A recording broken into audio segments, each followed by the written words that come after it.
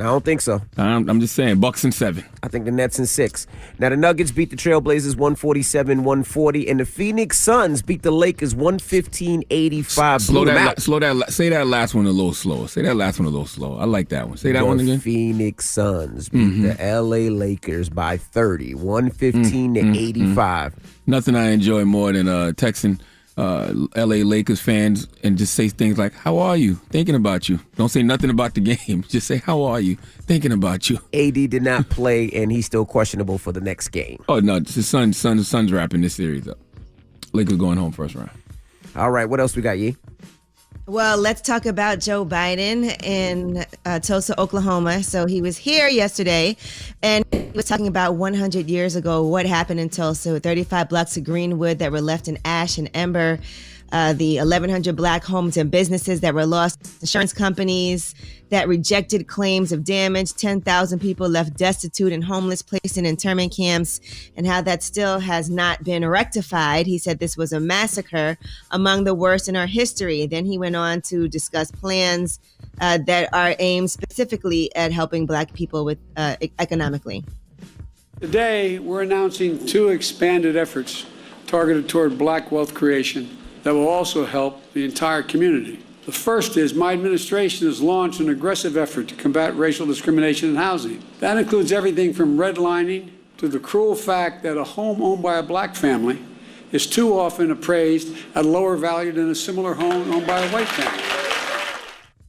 All of that sounds great, but we know that already. Yeah, but we know that. Yeah, what is he doing for that? Like he just said, yeah, we know redlining. We know that in the black community is a lot cheaper in homes than the white community. We know that. But how do we fix it? That's what's so frustrating. Like I don't even know why Joe Biden went there empty-handed. He should have, signed some type of executive order saying he thinks this is what the residents of Greenwood should be getting. Like, don't come to Greenwood and tell us what we already know. You the president, act like it. Well, he was talking about different plans that he has, like some grants that are totaling $15 billion that will target neighborhoods where people have been cut off from jobs, schools, and businesses because of previous transportation investments. And the American Job Plan will also invest $31 billion to support minority-owned businesses. We waiting. So that is all in that plan. And they're also going to publish 2 fair housing rules, as well as restore fair housing definitions and certifications, and reinstate the department's discriminatory effects standard. He declared a new effort to address inequity in home appraisal, like we just said, and to combat housing discrimination.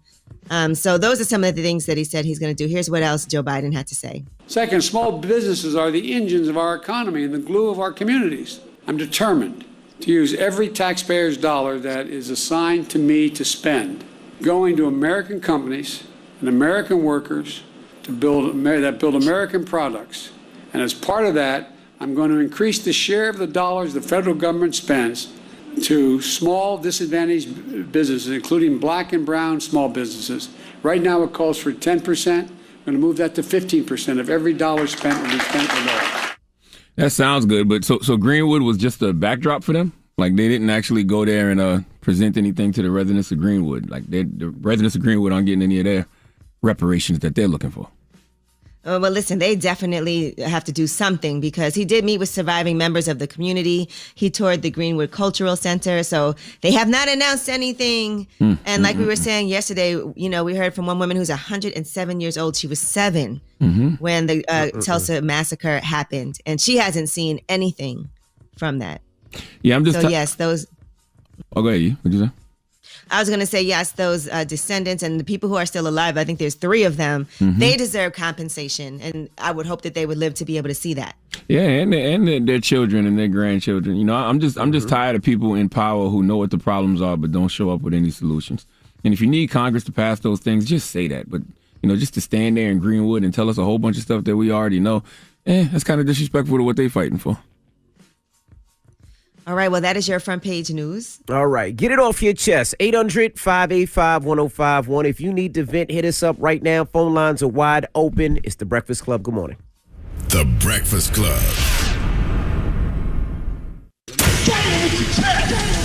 This is your time to get it off your chest, whether you're mad or blessed. So you better have the same energy. We want to hear from you on The Breakfast Club. Hello, who's this? Peace. It's Kareem. How's everyone? Hey, what's up, brother? Get it off your chest. Yeah, man, I know we've been talking about Tulsa and Black history and stuff yesterday. Let me ask you guys a question. When was the last time you took your children to a local public library? I go all the time. Well, there was a local public library in the last town I lived in. My wife tends to take my daughters there frequently, actually. Yeah, about a year and a half ago for myself, right before COVID, my kids would go there to study or extra. Yeah, don't feel bad, man. I was the same way. Like, they're virtual ghost town, and I'm guilty of it. The only reason I found out is because we homeschool our children. You know what I mean? And our children love to read. But the fact in this digital age, people check Google and stuff, and Google is not always right and exact. That's a fact. My sister's a school teacher, and she told me some schools across America is actually teaching our children that we volunteered to come over here during the transatlantic slave trade to work on plantations. Now, that's a lie being told. That's a fact. You know what I'm saying? So what we're trying to do right now is to teach our children the truth, man. This is why the history books are so important. You know what I mean? People have to crack open. Because even in school now, they're not sending children home with textbooks. There's no more studying going on. Everybody's on tablets and cell phones.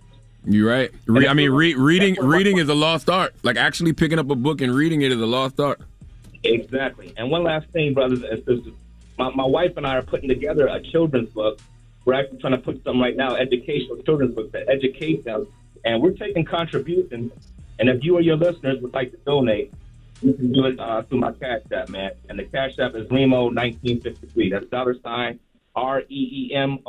1953. Well, give us a little more before we make this investment. Now, what's this children's book about exactly? Oh, it's really just basically. Now, we have books out there like that tell Black history and stuff, but we bring it up to modern age, like, real life events, so things that our children go through and ask questions, and we put that in a book. We have certain words. If children want to learn certain words, we underline them, call them cool words. At the end of the book, they'll be able to. We will define those words for them. Got you. All right, brother. Thank you for calling in. Hello, who's this? Yes, good morning. This is Ryan from Manhattan. Ryan, what up? Get it off your chest, bro. Oh, I'm feeling pretty good today. Like half kind of regret and half blessed. I was driving to work thinking about how, like a month ago, I bought some stock in AMC, and I wish I had bought more of it.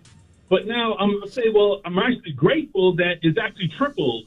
And then you guys get on the radio, and the first thing Charlamagne says is how his AMC stock tripled. Like, what a weird coincidence. That's so dope. What you mean it's a weird coincidence? It went from $9 to what, 32 a share? Of course it's going to triple. I'm really happy about that. I'm like, dang, I should have invested some more back then. I invested a decent amount. I didn't invest 10% of my portfolio, but I invested a decent amount. That's what's up. Well, just be glad you did it. Hey, would you guys mind if I shout out my Instagram before? Go ahead, brother. Sure. You should all follow on Fly Arts and Brushes. We're that mobile sip and paint company in New Jersey and New York. Hit us up. And one love to all of you. All right, Peace, brother. King. Get it off your chest. 800-585-1051. It's The Breakfast Club. Good morning. The Breakfast Club. 1051. I'm dialing. Hey, what you doing, man? I'm dialing. I'm calling you.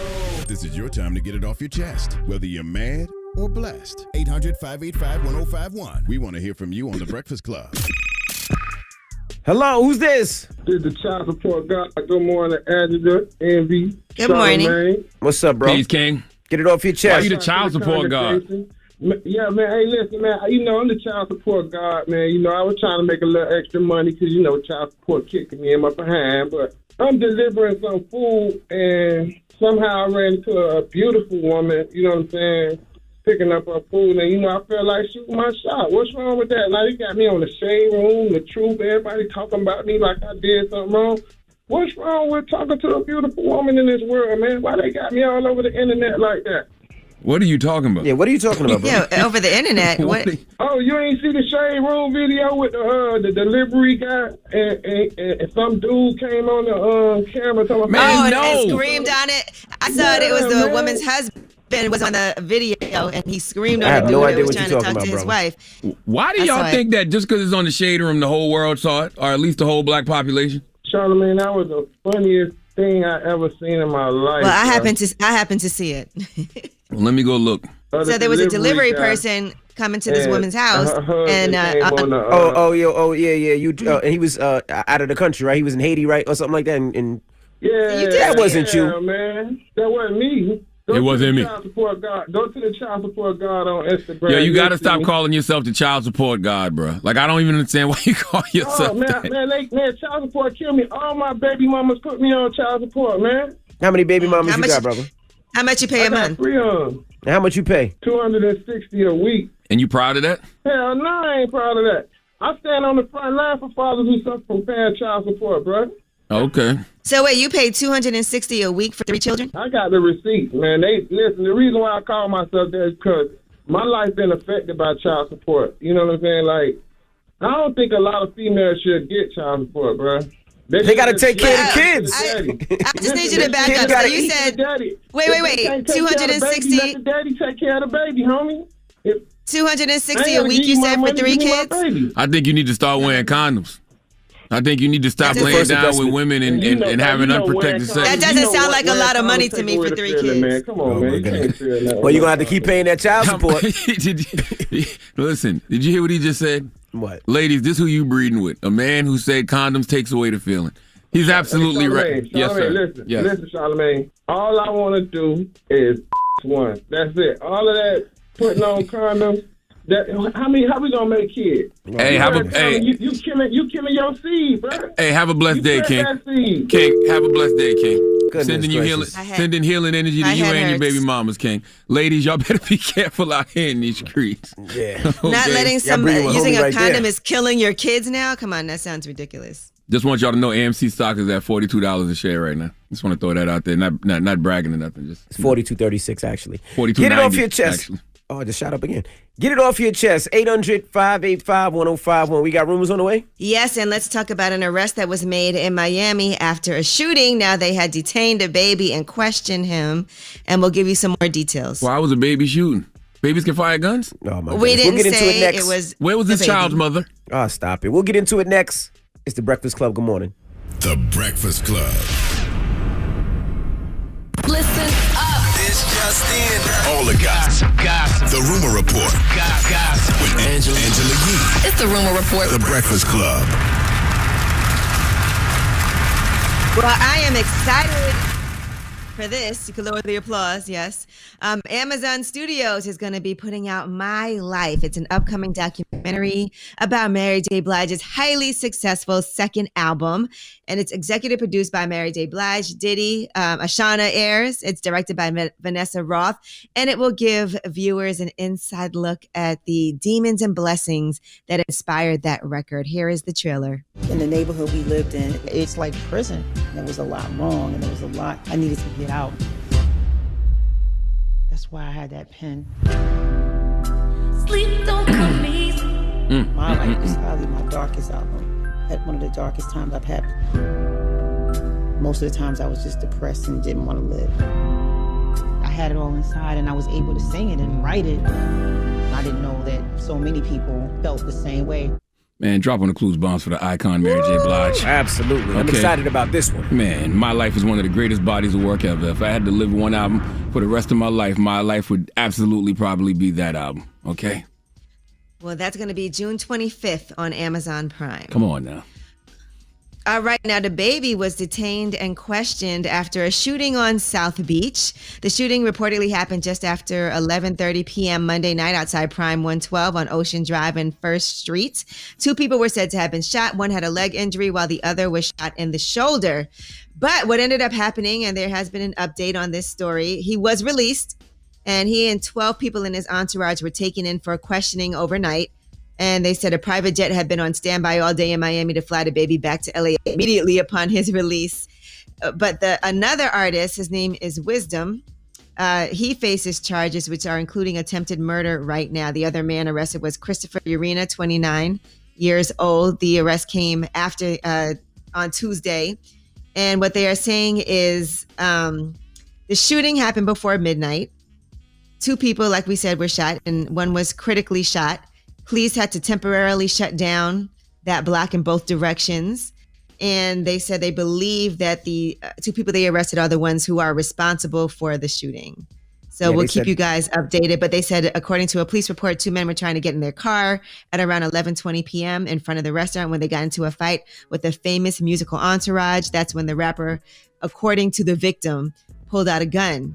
And they're saying that one of them then shot one of the two men in the right calf, and the victim was then able to identify Wisdom as the shooter, according to the report. I believe one of the victims, are paralyzed. I read in the paper. They said he's paralyzed, which is very, very sad. Yeah, they said one victim is in critical condition. The other one was shot in the leg, and their names were not released. Eek. Damn. All right. Mm-hmm.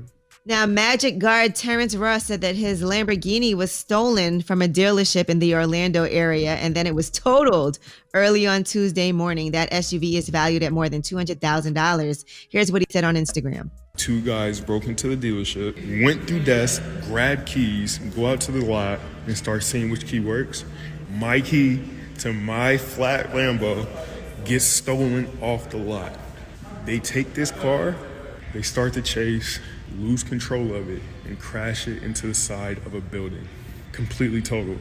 So explain this to me, right? Because I haven't done crime in a very long time. When people steal these cars, are they going to sell them? Are they joyriding? What they doing? Well, there's two things. One, that car costs close to $300,000, but they do two things. One, they can joyride, or two, they ship them overseas. So right now, they're not making that many cars because of the pandemic, so they have to catch back up. So cars are at a high premium. People are paying overpriced for cars.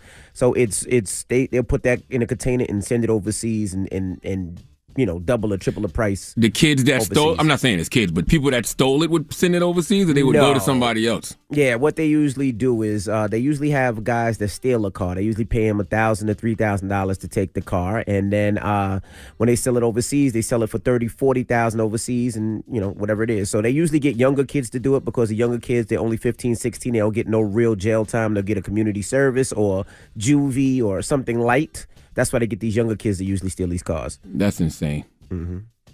Well, Terrence Ross is sick. He said this was a birthday gift for his 30th birthday earlier this year. Yeah, the sad thing, it'd be hard for him to find it again because, like I said, they're not making cars, and that car was a bright orange 2021, so it was close to $300,000. Well, Terrence, happy birthday. I don't know. I mean, you got to look at things on the bright side, right? I don't know what the bright side of this situation is, but happy birthday. Okay, now Rihanna has released her first Savage Fenty Pride collection. And she said in a statement, Pride is all about appreciating your authentic self. I'm very excited about this collection and showing love and support to the LGBTQIA plus community, which includes so many of our customers, team members, and fans. So just so y'all know, her company is valued at more than $1 billion, and they have announced an expansion into styles for men. Come on now. Yeah, you guys should get some Fenty because now they have men's stuff. They got nice stuff. Oh, they didn't have men's stuff before? No, they expanded into men's. Yeah, but it's I'm sure. Charlamagne, you said you used it before, right? I was joking. Oh, okay. It's a lingerie. But if guys. I did, I used to know what my number was. I don't remember no more though. We're talking about the lingerie. Oh no, clothing. never mind. I'm thinking.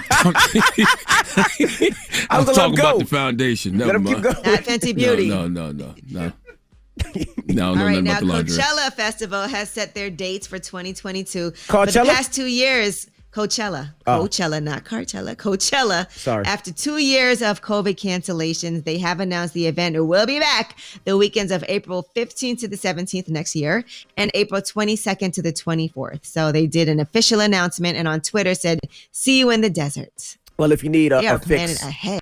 Coachella is July 3rd in Atlanta, and Coachella is also August 14th in Atlantic City, your favorite celebrity car show. So make sure you get your tickets. I hope they send you a cease and desist. They can. I already trademarked it. I already did my homework. I put my lawyers on it already. I'm selling merch and all that already. They can. I double check, triple check, and quadruple check. Coachella is a place, bro. It's a place in California. Oh, that's the name of an actual town? Yes, I told you I didn't that know before. that. I thought that was the name of a festival. No, I thought it was just a festival. The name of the town is Coachella because Hey, it's not don't in listen Coachella. to Envy. I'm not. Why are we listening to Envy? Ain't no damn coach. It is. It is. Oh. Okay. I told you. I did my. I had to. I'm Googling anyway. Yeah, it's in Riverside County, California. In the Coachella Valley? Yes. I trademark Coachella, guys. Okay. When it comes to this business thing, I got some great lawyers. Coachella's a place, too. Coachella's a place. It's a place where my car show is. One is in Atlanta, July 3rd. Get your tickets right now. Or August 14th in Atlantic City. Come out for cars, rides, amusement, and all. Family fun for the whole Are you going to have Jay-Z and Beyonce's new car there? No. That would be a great movie. Like them car thieves you were talking about. Like they come up with a big plot to rob DJ Envy's Coachella because they know that's where all the cars going to be at. Let's not put that out there. No, I mean, it could never rumor happen, report. but I'm saying that would be a great movie. No, when. Yes, it would. I didn't say documentary, okay? I said a fictional movie, all right? And that car that you speak of, that's Jay-Z and Beyonce's, there were only 4 made, and they said Jay-Z has it. They said it was priced at $9 to $11 million, but it's already worth $34 million. Is that worth stealing if you're a car thief? Yes and no. What are you gonna But where you going to with sell it? it to? Yeah, That's what I'm saying. Is it worth it? Like, would somebody actually pay that? No. That's what I mean. You break it down for the parts. No. Mm-mm. All right. Well, we got front page news next. What are we talking about? Yes, and let's talk about this university that is wiping out all student debt for 2020 and 2021 graduates. All right. Well, we'll get into it next. It's The Breakfast Club. Good morning. Hey, morning, everybody. It's DJ Envy, Angela Yee, Charlamagne the Guy. We are The Breakfast Club. Let's get in some front page news. Last night, the Brooklyn Nets beat the Celtics 123-109. Hey. Yeah, the Nets look really, really good. I think the Nets are going to take it all. Bucks and 7, second round against the Nets. Bucks Nets and look 7. really good.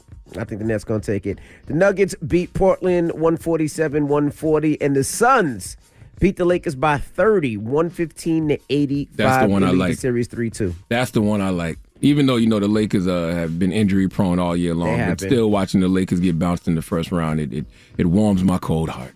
Nothing I enjoy more than texting Laker fans when they're losing and being like, how are you? Just checking on you.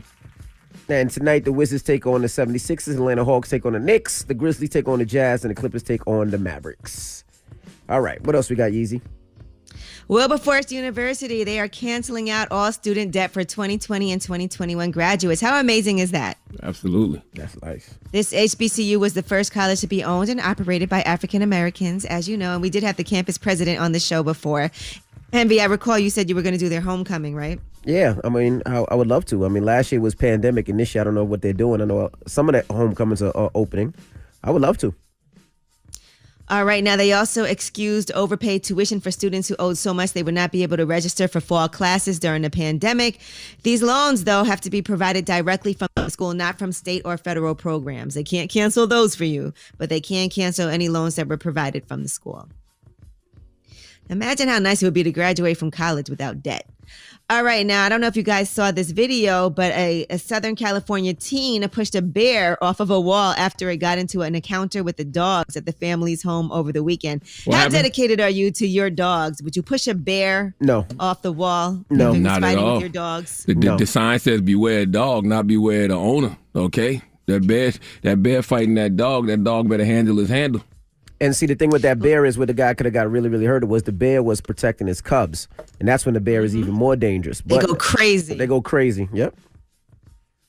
And the bear had grabbed the dog, it was lifting the dog up off the ground. But if you love your dog enough, don't you have a dog that you love? I do love my dog, but if it's the bear, I'm gonna go get my shotgun. It's too late. Then Hey, he can't get both of us. What's that quote? If you see my dog in a fight with a bear, bet on the bear.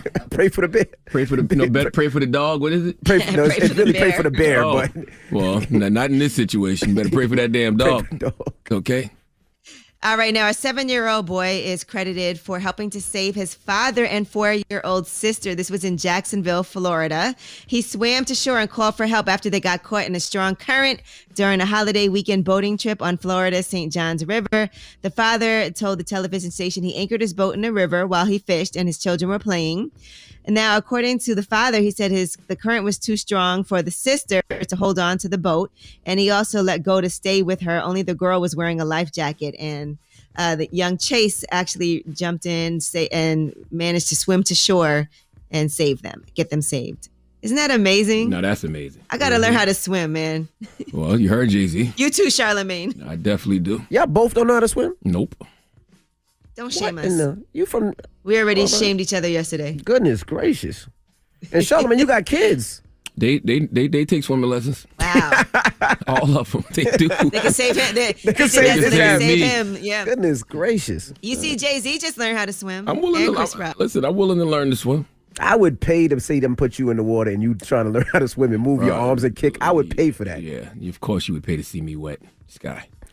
See, you always go too far. See, you were just like, you know. You said it. Go ahead, Yee. All right, well, that is your front page news. You really just missed started me, to say yo. that's her rumor report. That's a rumor report. You really missed me, bro. No, I don't. Yes, you did. Okay.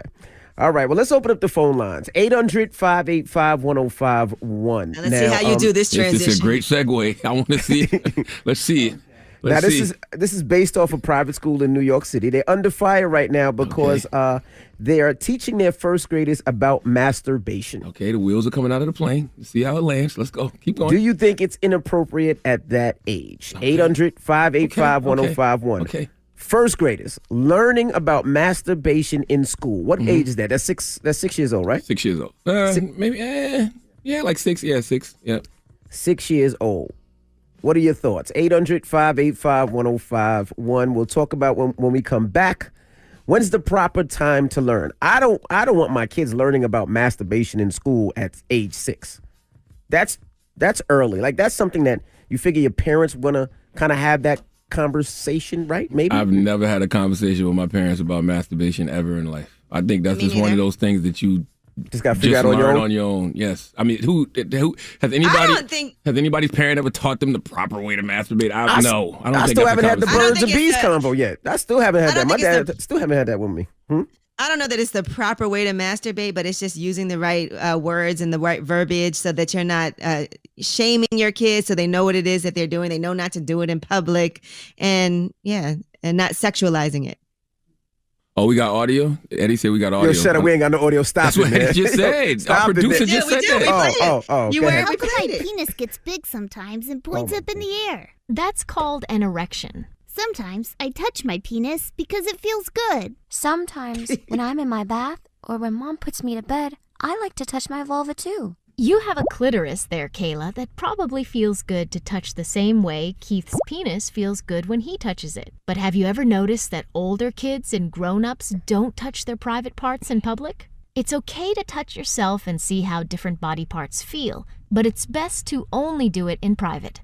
Nah, B. That's too much for my kids. First grade is a little bit too early. That's too much for my I just feel kids. like you planting seeds a little bit too early in first grade. Yo, that's crazy. I was not thinking about stuff like that in first grade. They did say that the average kid has masturbated by the age 6. Yeah, I didn't masturbate until I was in my teens.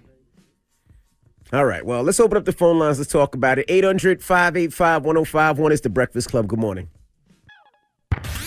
It's topic time.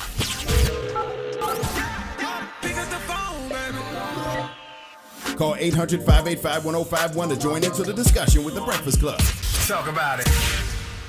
Morning, everybody. It's DJ Envy, Angela Yee, Charlamagne the Guy. We are the Breakfast Club. Now, if you just joined us, we were talking about a New York City private school. They are under fire right now for teaching first graders about masturbation. Do you think it's inappropriate at this age in this grade? What are your thoughts? And they actually have a video that the kids watched. Can we play the audio? How come my penis gets big sometimes and points up in the air? That's called an erection. Sometimes I touch my penis because it feels good. Sometimes when I'm in my bath or when Mom puts me to bed, I like to touch my vulva too. You have a clitoris there, Kayla, that probably feels good to touch the same way Keith's penis feels good when he touches it. But have you ever noticed that older kids and grown-ups don't touch their private parts in public? It's okay to touch yourself and see how different body parts feel, but it's best to only do it in private. So 800-585-1051, what are your thoughts? We'll start with you, Yee. Yeah, I do think that it's important for parents to know what's going on when it comes to sex education in the classroom. I wish I would have learned about those things instead of having to figure it out on my own, so that you can get the technical terms and understand it and not feel shame about it and not feel sexualized about your body. And I remember reading Chelsea Handler's book, and she talked about in 3rd grade, she went to a masturbation party and was masturbating all the time.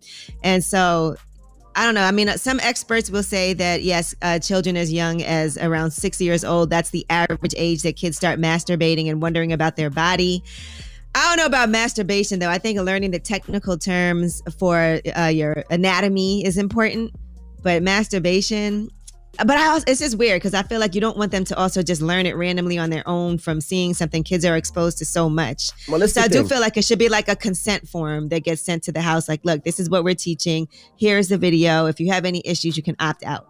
Yeah, well, this is the thing. I mean, we've all masturbated as children. We would never learn. We never were taught. I didn't have that conversation with my parents, and I think the school is forcing parents to have that conversation. And I don't think that's right. I don't think that the school should be allowed to have those or put those thoughts in those kids' minds at that early of an age without getting permission or allowing the parents to say yes or no.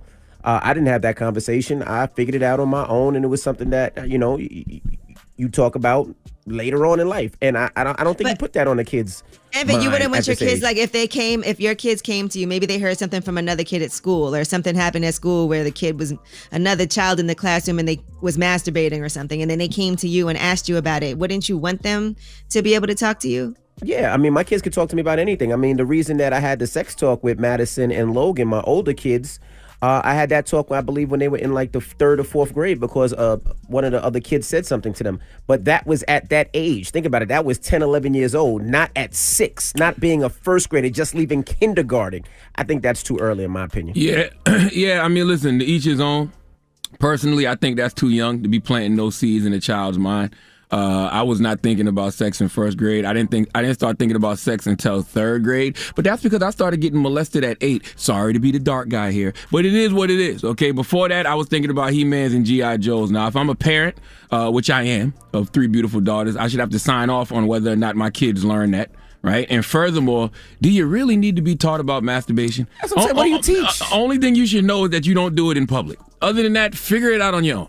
And I read Chelsea Handler's book too, and the reason somebody should have told her is because she was doing it in public everywhere. She would be doing it in front of people at the dinner table and all types of other stuff. Only thing that you should know about masturbation is you don't do it in public. That's it. That's the only thing you should know. I think. Okay. All right. Well, let's go to the phone lines. Hello, who's this? Hi, this is Candace. Hey, Candace. What are your thoughts about that school teaching 1st graders about masturbation? I believe that masturbation should be taught at a young age, but at home first. Okay. But what about parents like Envy and Charlamagne that don't want to teach their kids that young about it? I think that they should just teach them because you don't want them to learn it from somewhere else. I have a 5-year-old daughter that I caught just sitting in front of the TV playing with herself, and I had to talk to her about it and let her know. I asked her, did it feel good? And she was like, yes. And I had to talk to my 5-year-old daughter about, like, you can't do that. In public. I want her to, right, I wouldn't, no, we were at home. No, but I'm saying, but she was still doing it in front of the TV, right? So that's still out in the open. So you got to you tell her how to do it discreetly. I don't know how somebody teaches you how to masturbate. I never had anybody teach me how to masturbate. No.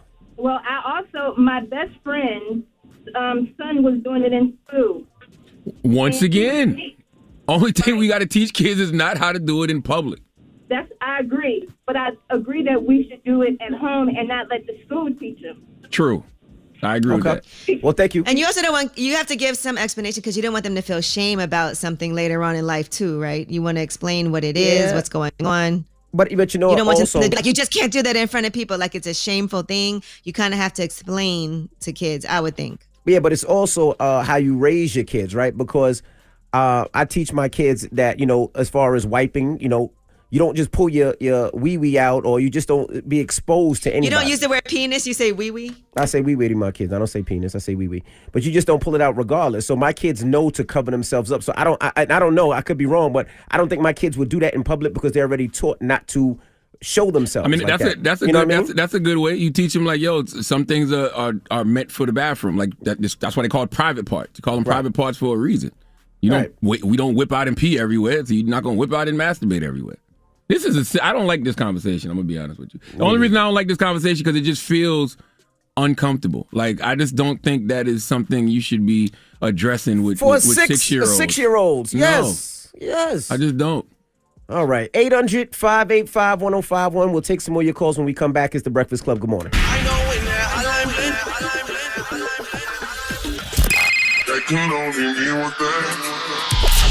Call me. Add your opinion to The Breakfast Club topic. Come on. 800-585-1051. Morning, everybody. It's DJ Envy, Angela Yee, Charlamagne the Guy. We are the Breakfast Club. Now, if you just joined us, we're talking about this school in New York.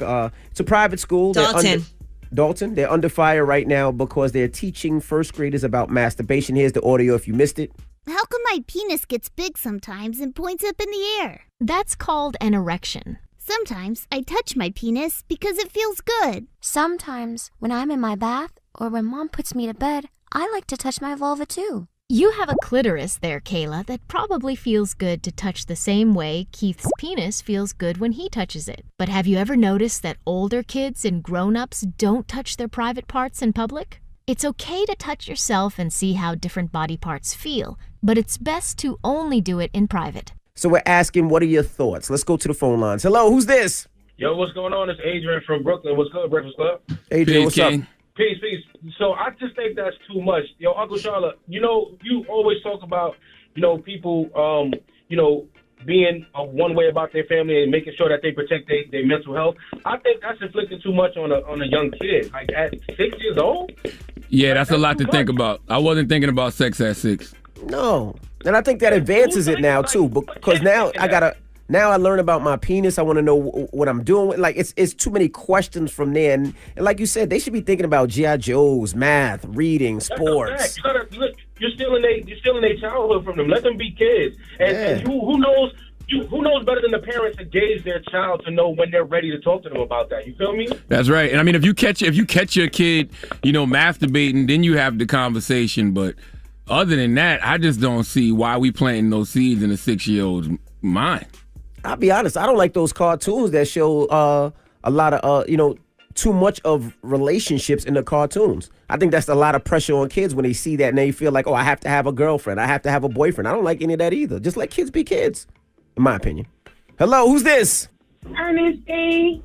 Hey, Good morning. Ernestine. Good morning, ladies and gentlemen. How are you all? Blessed, black, and highly favored. How are you? Yes, sir. I'm doing well. Thank you for asking.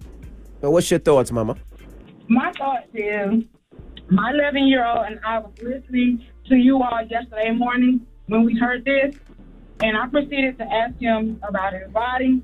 Oh. And it was very informative and very enlightening. I want to say kudos to this teacher for helping my relationship with my son become more trusted. Okay. So it worked for you. It helped you out. Yes, it did. But how old is your son? 11, she He's said. 11. He's 11. Yes, I ain't sir. mad at 11. I'm mad at 6. Well, my cousin, she received her lady friend at 8. And down in the South. Her period, you mean? Yes. Yes, Yeah, you sir. confused me. Her lady friend. I was like, what? Now, her lady friend. I knew exactly what you was talking about. Yeah, me too. I didn't. And I don't even get one. You sure? So it's questionable. So therefore, I was glad to hear her bring that out. Now, the verbiage that they used, I might have used some of that verbiage, but it gave us the opportunity to speak. And I asked him questions, and I found out that things are happening with his body. So now I can be on top of it, and I can ask him a little more because these things are serious. And, I don't want my child to go out there and do things that I did when I was his age or a little older. Right. Okay. Well, thank you so much. I guess you said to each his own. What's the moral of the story?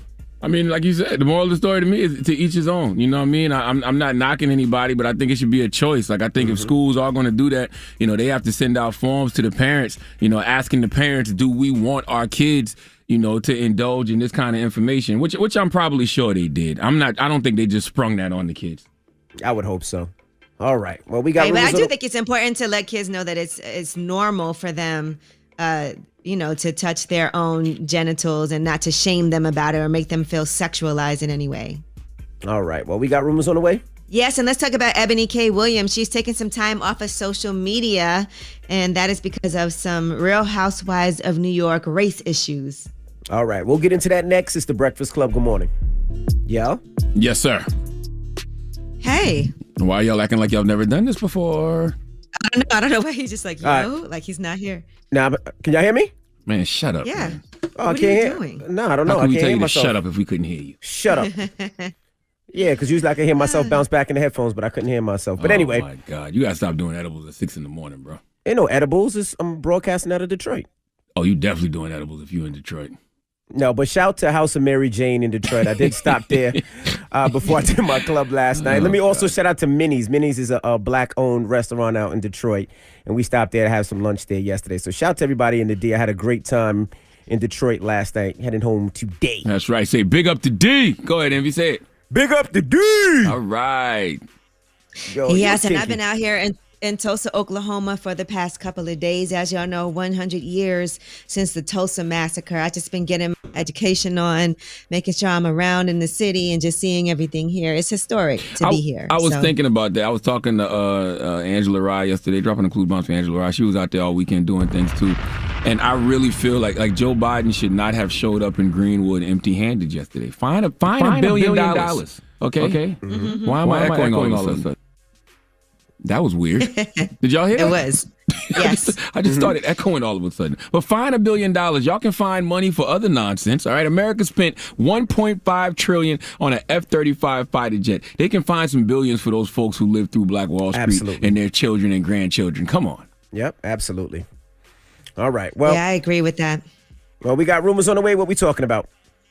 Yes, let's talk about Real Housewives of New York. You know, Ebony K. Williams said she needed to take a break from social media. We'll tell you what happened last night. All right, we'll get into that next. It's The Breakfast Club. Good morning. This is The Rumor Report with Angela Yee on The Breakfast Club. So listen up. So Rap Caviar's 2010's Hip Hop Mount Rushmore list was what everybody was talking about last week. So as you know, Drake, Kendrick, and J. Cole were on their Mount Rushmore, but who was going to get in that fourth spot? So people had a choice. Was it Nicki Minaj, Future, Kanye West, and Lil Wayne? Well, according to fan votes, Nicki Minaj gets that fourth spot on Mount Rushmore for the 2010s. I'm not opposed to that, but I look at Nicki as like her own entity. She's like the Mona Lisa, or that statue of Abraham Lincoln sitting in front of that building. Like she's her own monument. I would have to put Future on the Mount Rushmore for the 2010s. I mean, Future as far as influence and the different what. Influence. Nicki Minaj has amazing influence. When it comes to influence, I would put Nicki Minaj above that. Over Future? Yeah, influence all around. It was every rapper and their mama was sounding like Future for a period of time, all over the world, from New York to the UK. Like I don't know. For me, it's Future. But I wouldn't be mad at Future, but I wouldn't be mad at Nicki Minaj. I'm not mad at Nicki either. Deserves that too. I think Nicki Minaj, what she did as a lyricist, what she did for her albums, her streaming, the trend she set. Bro, Future was the number 5 most streamed artist of the 2010s. Period. Of any musical genre. Future was number 5. I definitely voted for Nicki Minaj, but yeah, well, the fans voted for her too, so she got about 40% of the votes. Then Kanye West had 33%. Future actually had 17.9%. Yes, Kanye was one of the ones, and Lil Wayne had 9.1%. So it was Nicki, then Kanye, then Future, then Wayne. And the reason I say you have to give Nicki her own monument is because the female rap genre was like kind of dead. Not kind of. It was pretty dead before Nicki Minaj. But that's why I think she deserves that Mount Rushmore spot. Because like you said, the female game at the time was dead, and she brought it back to life. So I think she deserves that spot. I think she's her own. And I also monument. think man or women, I think Nicki Minaj holds her own with the men too.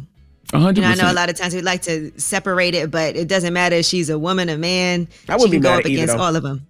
I'm not mad either, right. but it's hard to deny Future Hendrix, bro. I mean, it's hard to deny Nicki too, but man, y'all be sleeping on Future. All right, now Ebony K. Williams is taking some time off of social media. Before the episode last night of Real Housewives of New York, she posted this.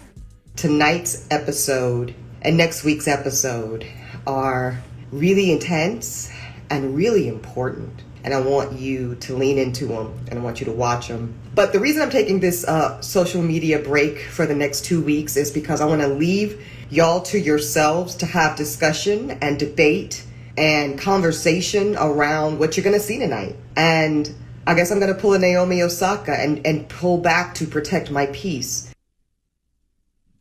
All right, now what happened on that episode last night? Well, listen, it feels like they were treating her differently than they were treating Leah, right? And as you know, Ebony K. Williams is the first Black cast member on Real of New York. And so there's this angry black woman trope that was being pushed. And here's what happened on the episode. Why are you getting so angry? Why are you yelling? So now I'm the angry black woman.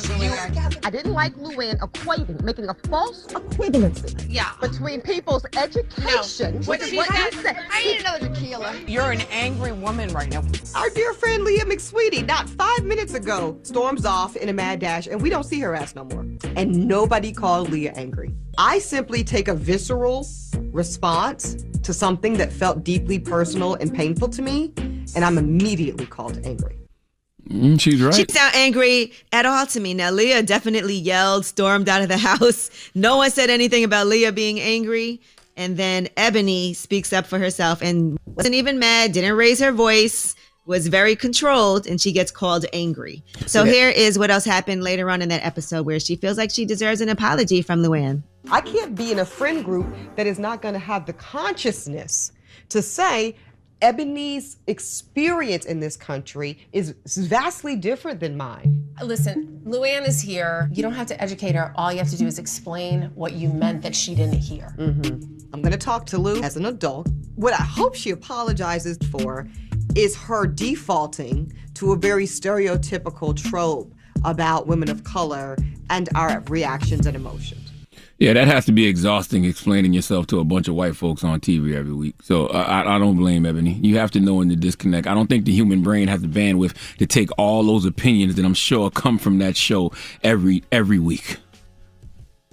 Yeah, I was gonna say I don't like that show because she can't preach, I guess, give her own narrative, right? And watching the show, it seems like everything that they do with Ebony, they make it about race. Now, they film a lot of hours, but it seems like that's where the show is trying to put Ebony, and I don't like that because she's more than just it's all about race, it's all about race, it's all about race. She's very intellectual, she's an attorney, she has a lot going on, and I just don't like that narrative for Ebony. That's what I've seen. They promoted it like that though, her being the first black, housewife on Real Housewives of New York. I mean, these women need a reality check, though. You got to think on this show, there's a lot of issues. Absolutely. And they don't know what it's like to be around black women. So I do think it's important.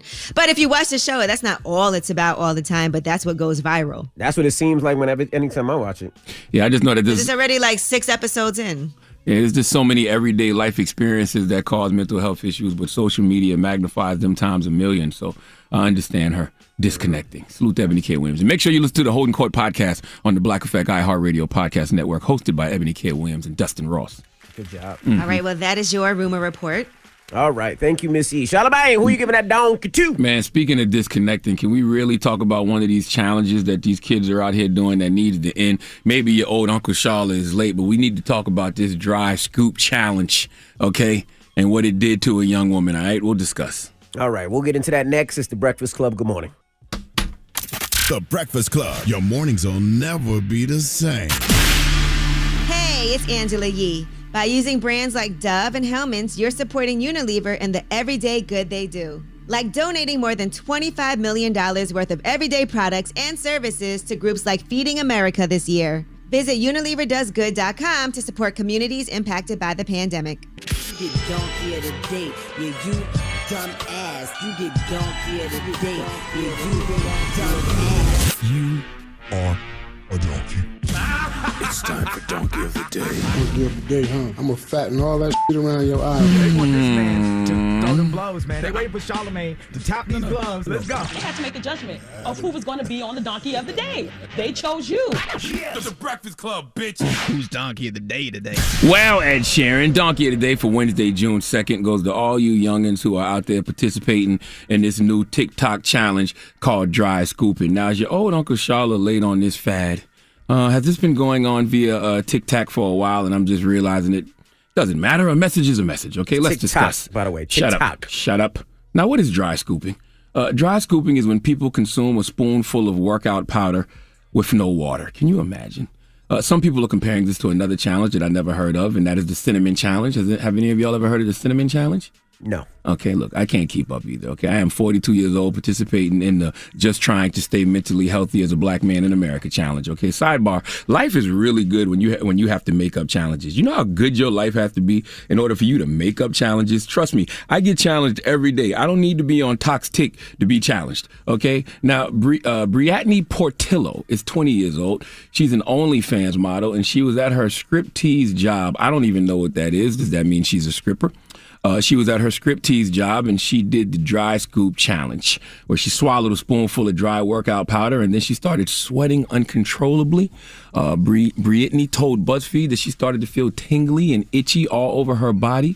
She did her Googles, and Google told her it was a normal side effect, and then she began to do a workout. She started feeling a heaviness in her chest, a slight pain. She thought she was having an anxiety attack, so she ignored it, and she pushed through her workout. She went on about her day, and later that day, you know what? Never mind. Listen to Brittany explain it herself. I had a heart attack, as most of you guys know, from taking this Redcon 1 Total War, and I dry scooped it. But I think even if I put it in water, I would have been asked out anyways. My symptoms were heavy chest and chest pains, but I ignored it and I continued doing my workout because I'm not a beta.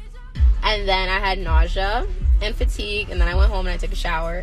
And then when I went to work, I was in the locker room because y'all know I'm a stripper hoe. And I got chest pains again, and I went to my back, and then my left side started hurting, and my left side went limp. And that's when I knew it was a heart attack and not anxiety. A whole heart attack because you want to talk on ticks? Let me tell you kids something, man. Poor little tick ain't dying for you. Okay, neither is the gram, neither is YouTube. Every day y'all take penitentiary chances, you risk your life trying to go viral. Okay, if this young woman would have died, she would have been a blog, maybe, and we would be moving on to the NBA playoffs or whatever the next challenge is today. Okay, I don't know anything about dry scooping. I come from the era of dry humping. That's what the challenge was for us when we were young. Dry humping with clothes on, okay? Dry scooping for what?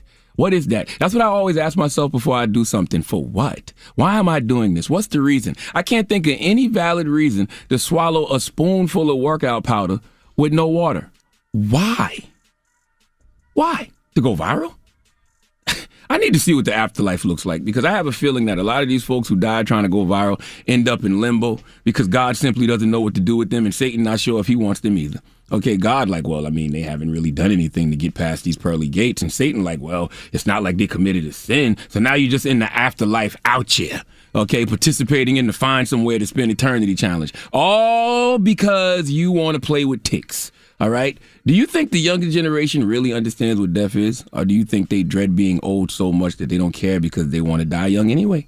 Let me tell you something. Dying young ain't it? No, sir. Trust me. Life has done nothing but get better as I've gotten older. In the words of Pastor Young, Jeezy that is, minus the BS, life is great. How about you kids focus on the Get Old challenge? Okay? Do things that will help you stay alive as long as possible. Focus on your overall health, physically, mentally, spiritually, emotionally. Cut out the carbs and social media challenges, especially challenges that can lead to health issues, some fatal. Okay? Let's leave the talks and ticks for music. I thought kids went on Tok and danced and sang along the songs. But they over there ingesting powder, and it's not even cocaine, it's workout powder.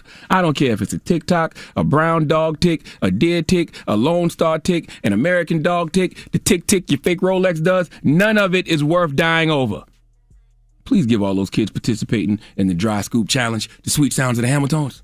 Oh, now you are the donkey of the day. You are the donkey of the day. Yee-haw.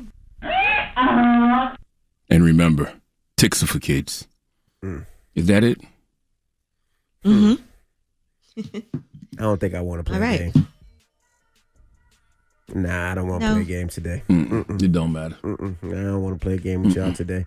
All right. Well, thank you for that donkey of the day. Up next, Ask Ye. 800-585-1051. If you need relationship advice or any type of advice, call Ye right now. Phone lines are wide open. It's The Breakfast Club. Good morning. What you want to know? Baby mama issues? Need some words of wisdom? Call up now for Ask Ye. 800-585-1051. The Breakfast Club. Come on. Need relationship advice? Need personal advice? Just need real advice. Call up now for Ask Yee. Keep it real. Morning, everybody. It's DJ Envy, Angela Yee, Charlamagne the God. We are the Breakfast Club. It's time for Ask Yee. Hello, who's this? Shayla, Hey, what's your question for Yee?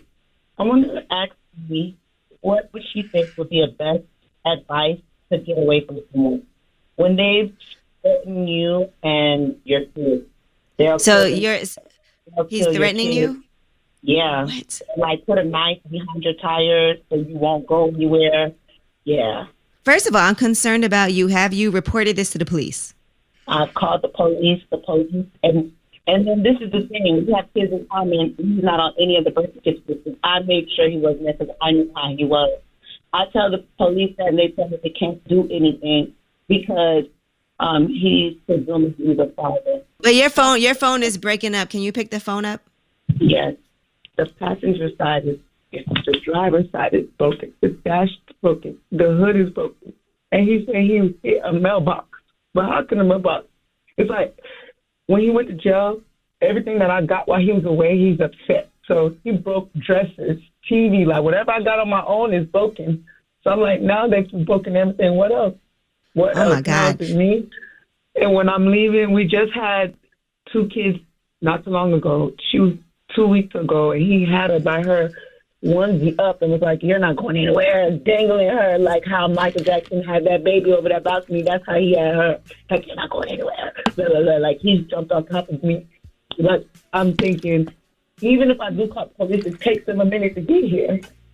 Man, listen, I think, so he's outside right now? He's in the house. Do you have anybody you can call, like family members, anyone? Because I'm concerned about you. I'm concerned about your children. My mom, it's not that easy to just leave. Because I can, like, listen. Yesterday, he was like, you can have a conversation. I'm like, okay, I don't want to go. He starts throwing stuff, upset. Like, it's like, I can't just tell him I want to leave, Angela. It's not going to happen. And I got little kids. I don't want him to I understand that, but these little kids' lives are in danger. Are you concerned about him getting arrested and you don't want him to get arrested? No. Okay, so you need to call the police. You need to call the police. You need to get a restraining order against him immediately. Angela, okay, I'm in Florida, right? I lived in a duplex. He broke all my windows to the duplex, took it downtown. They told me it wasn't room for an injunction because damage of property is not something in Florida for an injunction. They denied it. That is ridiculous. Listen, I think this is a way more serious issue than we can deal with, and I'm concerned about you in this immediate time right now. So we want to make sure that we get you the help that you need. You need to get a restraining order against him, but I can't imagine if he's done this right now. You called the police and they're not coming? No. He did this the other day. I called the police and they took them. They did nothing. Told me they could do nothing. Called to talk to a corporal. Nothing.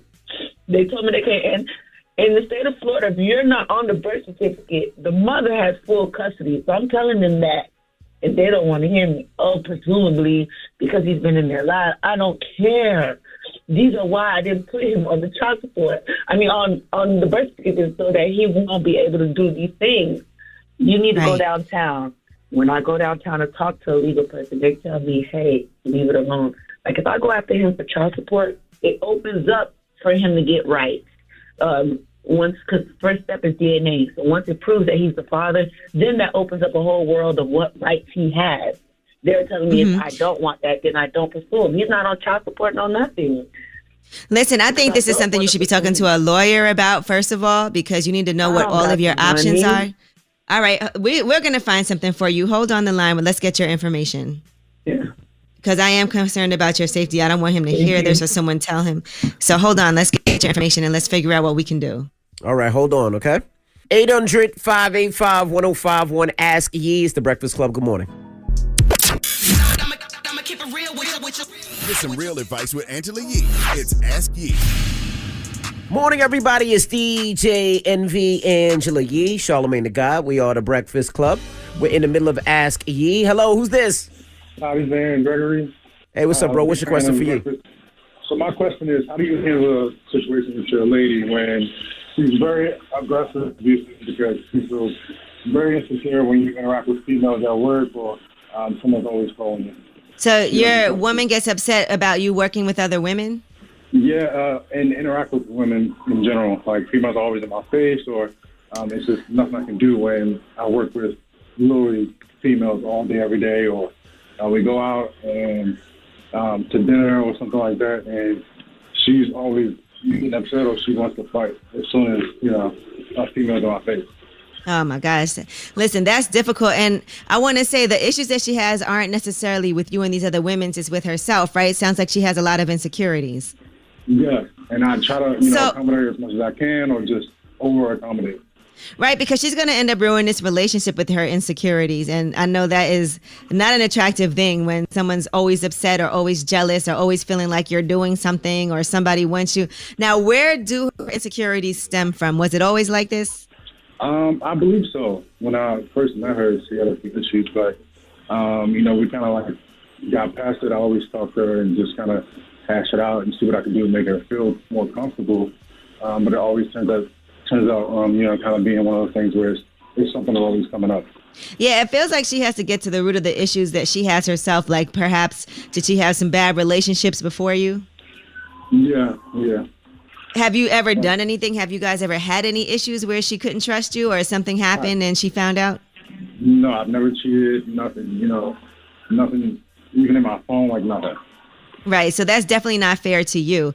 And she's got some things that she has to deal with you because you can't come into a relationship like that and think that you guys will flourish. You're going to get sick of this, of having to over-explain, and she's going to drive herself crazy. Just thinking that every time something happens, you're doing something, or every time you're around a woman, it's an issue. So what she needs to do is get some help for herself. And that means that she might have to seek professional help. But what she has to understand on your behalf is you can't always cut her some slack and try to accommodate her. You have to let her know this is unacceptable for you and it's crippling you and what you have to do for a living. There's no way you're going to be in a world where there's no women around, period. Okay. Thank you. I appreciate it. So one more question, sorry. So what if she's very aggressive and every time she gets in an argument or we get in an argument, it's like she wants to fight and put her hands on me? She definitely should never put her hands on you, ever. Okay, just like a man shouldn't put his hands on a woman should never put her hands on a man. And I don't want you to be in a relationship where you could potentially end up getting into a physical altercation and she calls the cops on you. Yeah. And so you need to let her know that you're concerned about that, because I've always heard, and I agree with this, if you feel like things have to get physical in a relationship, it's time to walk away. Nobody should be putting their hands on you. Okay. Because I promise you things aren't going to get any better if this doesn't get handled right away. And she's got to deal with some issues herself. And I don't want you to put yourself in a position now where she's throwing things or she hurts you or you're restraining her and now she's saying you did something to her. Okay. So the best situation would be going to therapy. Yeah, it sounds like she definitely needs that. It feels like you care a lot and you want to help her work through those issues and you've been really patient, but now she has to take some accountability. It can't just be you accommodating her. She has to take accountability for her irrational actions. Okay, I appreciate it. I thought it was just me, but okay. I feel a lot better now. Okay, good. Thank you so much. I really appreciate you. No I listen problem. to you all every morning, so I really learn something every day. All right, Good luck, brother. All right. Ask Ye, 800-585-1051. Now we got rumors on the way? Yes, and find out what Mike Tyson said really helped him out. And I know these aren't legal in a lot of places, but we'll tell you what it is if you're able to try it. All right, we'll get to it next. It's The Breakfast Club. Good morning. Morning, everybody. It's DJ Envy, Angela Yee, Charlamagne the God. We are The Breakfast Club. Let's get to the rumors. Let's talk Mike Tyson. It's about time. What's going on? Rumor report. This is the Rumor Report with Angela Yee on The Breakfast Club. Well, Mike Tyson did an interview with Reuters, and he talked about how shrooms improved his mental health. He said, everyone thought I was crazy. I bit this guy's ear off after that 1997 fight. He said, I did all this stuff, and once I got introduced to the shrooms, my whole life changed. It's scary to even say that. To think where I was, almost suicidal, to this now. Isn't life a trip, man? It's amazing medicine, and people don't look at it from that perspective. He said, I believe this is good for the world. If you put 10 people in a room that don't like each other and give them some psychedelics, they'll be taking pictures with each other. Put 10 people in a room who don't like each other and give them some liquor, they'll be shooting everybody. That's real talk. Yeah, most healers I know, most people who practice mindfulness, they call it plant-based medicine. I was going to do it in over New Year's Eve, but I punked out. Well, shrooms are still illegal in many parts of the world, including the U.S., and a lot of medical professionals warn against self-medicating with them. But, I've done it before, microdosing. I meant to ask again, just what does it do? What does it feel like? I'm too scared. I'm a chicken to take shrooms. So how does it make you feel? What do you see? I just imagine like Super Mario Brothers live in my head or something. I don't know. Yeah, it just kind of heightens whatever mood you're in. So if you're not in a good mood, I always say do not try it then. Make sure you're in a safe space with people you trust, by yourself, in nature, and it can be an amazing experience. And I say microdose, like don't take too much, especially the first time you do it, just a little bit. And the good thing is that when it wears off, you don't feel anything after. It just goes through your system because it is poisonous mushrooms. By the way, Mario Brothers is all based off a shroom trip. You do realize that, right? You know that. Yeah, that's why I said it. Mm-hmm. It's like I was like in Alice in Wonderland, All right. Now, Gabrielle Union is talking about her Black experience in Hollywood. She was on Friends, and that is the whitest white show. And she talked about the way that they treat you. In this interview, she was discussing being on a hit show on CBS and then going to go work on another show and how they kind of made her feel like she didn't know what she was doing. That dual consciousness, though, is what prepares me to go then do an episode of Friends after being on City of Angels. When they're like, Gabby, do you know what a mark is? Yeah, I'm an actor. Didn't have to audition for this job because I was just on a hit show on CBS. But the man talked to me in sing-song voice for the whole week. But I'd been there. Do buckwheat. We love it when you entertain us. That's when we're most comfortable. I never watched Friends. If I knew Gabrielle Union was on there, I probably would have watched it. She was a regular? She wasn't on there a lot, but David Schwimmer, who was on the show, he also was very aware of the fact that there weren't any people of color. So he had said that he wanted to have girlfriends on the show who were women of color. So I think Aisha Tyler was on the show as well. But yeah, I've watched Friends because it came on after Seinfeld. That was really why. So the TV would still be on. I never watched Seinfeld either. Sorry. Yeah, I never watched those either. Missed out on that great white entertainment. Yep, never seen those either. I enjoy Seinfeld, but I will say I didn't watch it till it was in reruns. I didn't watch it when it came on, but there would be times I'd be at home and then you end up watching a bunch of episodes of Seinfeld. Pretty good show. And Curb Your Enthusiasm. Your Enthusiasm, Curb which was came great. after Seinfeld. I never watched none of those. No, I'd rather watch Curb. Fresh Prince of Bel-Air or The Cosby Show in reruns. I never watched none of those. I did watch those, of course, but I did watch Curb. Only episode of Seinfeld I remember is when Kramer was on stage calling everybody the N-word. That's when I stopped watching Seinfeld, and that was not on Seinfeld. That was actually real stand-up that he was doing, and he got upset, and he used that. And then I didn't watch it anymore after that. Oh, that. But a lot of people, like Wale, yeah, that was in real life. Wale did a whole album based off of Seinfeld. Yep, Seinfeld. And had Seinfeld on the album. That's right. The album about nothing. All right. No, that wasn't it. Was it? I don't remember. Yeah, because that's what the show was about, nothing, when he pitched the show. And then Curb Your Enthusiasm, obviously, the creator, Larry David, created Seinfeld. So it was kind of life after Seinfeld. That's what that show was based on. All right, now, Jeezy has called out some promoters in Detroit over an event that people thought he was going to be performing, but he wasn't. Here's what he said. In the contract, it says day party. I just wanted to pull up and see my people real quick, get in and get out. It was unorganized, understaffed, and chaos. I got there. Nobody knew what to do. They wanted to put me in the skybox for me to watch the crowd from there. Absolutely not. I got my crew together. We walked down to the bleachers so we could see the people. Wanted to go downstairs, but there was nobody there, including the promoter, that can get us there. So you know how I'm rocking. You know what I'm saying? At the end of the day, I ain't never did nothing in Detroit for no money. So if y'all mad at anybody, you better be mad at that promoter. Right. It was an Occupy the Corner bike giveaway that they were doing.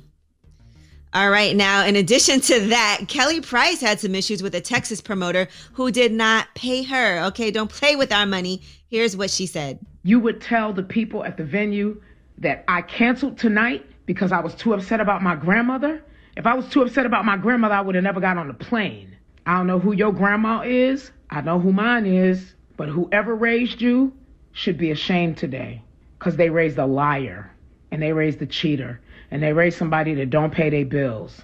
And they raised somebody that would blame a woman for them being less than a man and not being able to handle his business.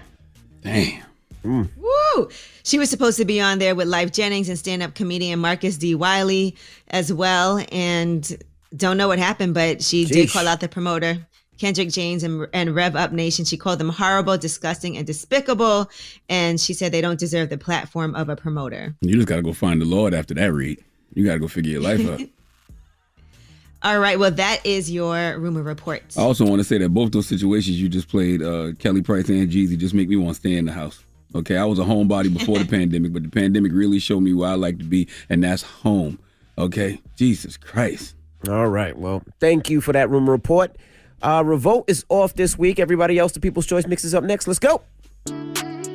Morning, everybody. It's DJ Envy, Angela Yee, Charlamagne the God. We are the Breakfast Club. I'm back home tomorrow. Let me shout out. I was all over the place this weekend, so let me just shout out to some of the people I seen. First, I was in DR Friday and Saturday. Shout to Keno and D, the promoters. They are huge promoters all over the country, so shout to them. Then shout out to everybody in Miami. I was at Booby Trap. Booby Trap is probably one of the best strip clubs I've been to in a long time. Had a great time at Booby Trap, so shout to family at Booby Trap. Then I went to Vegas, Daylight Vegas, the pool party. Had a great time. I'm running into so many people, so I'm getting to see people again. I'm out and about. And then we closed out in Detroit. What up, Doe? My family, R&B Tuesdays, Quiet Storm. So I just want to say shout to everybody. Thank you so much for showing all the love. And it's glad to be back outside, man. It's glad to be DJing Envy, you've been outside. Again. Not like this. Outside. This is full capacity. I'm not gonna lie, man. All you did was just give me anxiety. Everything that you just said made my feet and back hurt, okay? I don't know how y'all be running them streets still. I enjoy it, man. We've been home for the last damn near 2 years. And I can't wait to be home for another 2. Not like this. How you been home for 2 years? I said almost. About a year. March 13th, it'll be 2 years, yeah. But, I wanted to come out to Tulsa, Oklahoma for this historic 100 years since the Tulsa Massacre. I've never been to Oklahoma before at all, period, let alone Tulsa, Oklahoma. So it was definitely an experience to be here. So thank you to everybody in Tulsa, Oklahoma for welcoming me. And yeah, it's been like kind of, I don't even know how to explain it. You think about how in Tulsa they built up this whole Black Wall Street just for them to get massacred, killed, get everything taken away, and then still never get any compensation for that. Yeah, that's horrible. Mm-hmm. That's why I said I don't even think Joe Biden should have went there empty-handed. You know what I mean? When you look at this country and you can see that they, cut a check for $1.5 trillion for a failed F-35 fighter jet. How can you not compensate the individuals who actually lived through that massacre that was Black Wall Street and their children and their grandchildren? Like, God damn, $1.5 trillion for an F-35 fighter jet that didn't even work? You can find a couple billion for these people. You don't think? Yeah, some of those descendants, they would have been like super rich now. They was like the Black Jeff Bezos back then.